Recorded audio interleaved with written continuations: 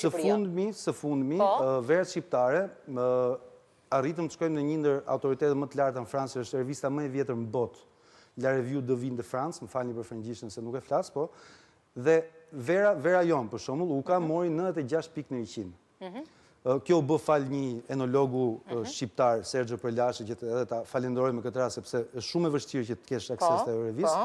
Dhe shkuan këto vera, morën 96 pikë në 100, dhe kur shkoi materiali në redaksi... Kemi dhe vera, do me thënë që kanë marrë vlerësime në botë, kjo është shumë të larta. Dhe kur shkoi... Po Nurellari renditet aty?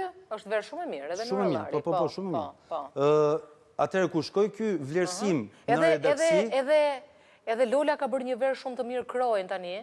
Lola është një nga distributorët më të fuqishëm të rrjetit të verave. Unë dua fort edhe vera që ka bërë është fantastike. është distributor. Bën Rizi Zanave, bën verë shumë. Gjithandej bëjnë.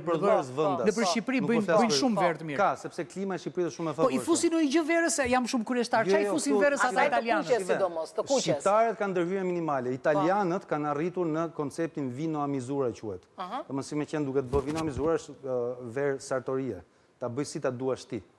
Pse? Sepse kanë filluar të shtojnë aditiv. Si u bë ka vera si të duash? Ashtu e bëjnë kryesisht në Itali. Domethënë një 70% e prekin, domethënë marrin një verë bazë dhe i hedhin goxha aditiv. Si e do me aromë kështu, e do me aromë kështu, e do me ngjyrë më të fortë, do më trashë. Dhe ti e merre rrotullon dhe thua që kjo vin aromë pishash ose aromë frutash-pylli. Në fakt ajo i ka brenda ato.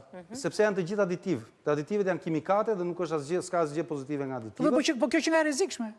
Është shumë rrezikshme. Dhe unë atë mundohem që ti informojnë konsumatorin shqiptar që verat e lira ti mund gjesh, siç e tham, një verë 5 eurosh në Itali që është kryevepër, nuk them. Po kryesisht verat e lira që vijnë këtu sepse shqiptarët ose më mirë distributorët ose tregtarët shqiptar shohin çmimin, sepse e shohin si një produkt që duhet fitojnë, marrin vera sa më të lira të cilat i nënshtrohen. Që ta përmbledhim pak akuzën tani. Si është akuza juaj në fund edhe kujt i drejtohet ajo?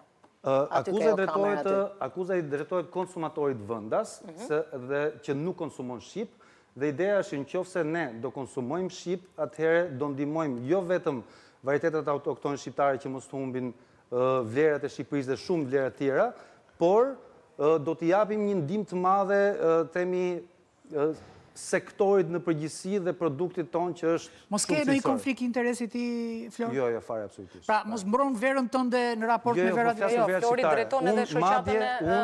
Ose kantina UKA është në të pakta kantina që është shumë pak prezente në tregun e Shqipërisë. Domethënë nuk është se është problemi te kantina. Pra nuk e për të shitur në këtë rast. Pra nuk përshet një mall, kjo është ideja. Flori, më thuaj edhe një kuriozitet tjetër. Në ndodhi diçka që vinë të huajt, na thonë sa e mirë është vera shqiptare. Pse duhet vinë të huajt që ta zbulojnë? Okej, më thuaj një kuriozitet, cilat nga vendet afër Europës e tërheq më shumë verën shqiptare? Ku eksportohet ajo më së shumti tani? Shive, unë do them më shumë në Amerikë se sa në vendet e Europën, ne në Itali eksportojmë, në Francë sapo kemi filluar dhe duket shumë pozitive dhe po shkojmë nëpër kanale, domethënë nëpër restorante me yje Michelin, domethënë shumë cilësore, sepse me të vërtetë kanë vlerësuar. Sasi të vogla, por është një, si thua, një portofolio shumë e mirë, një vlerë shumë e mirë kjo e Francës, do thëra.